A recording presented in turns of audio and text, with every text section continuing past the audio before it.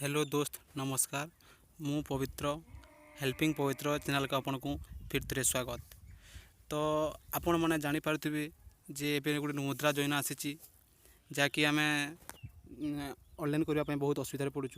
तो आम जापारूना जे last date के केते टंका दिया लोन दूसरी आ तार इंटरेस्ट केते आम केते मास पर्यंत छुटवा आउ केबे ठार स्टार्टिंग है केते मास पर्यंत केबे सरीबो केबे स्टार्टिंग आम जानी।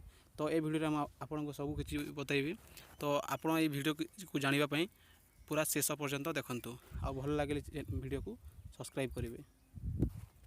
देखु यहीटा मुद्रा योजना 8 फेब्रुआरी 2015 स्टार्ट है, लेकिन शेष तारीख ना तार आपड़ जब भी चाहिए ऑनलाइन करेंगे।